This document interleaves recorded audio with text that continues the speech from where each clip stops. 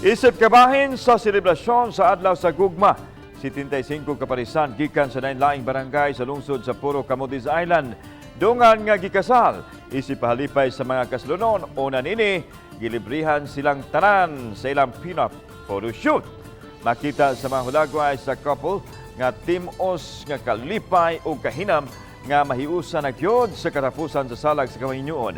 Iyang diskarte sa ilang pagpost ato sa photoshoot ang managparis.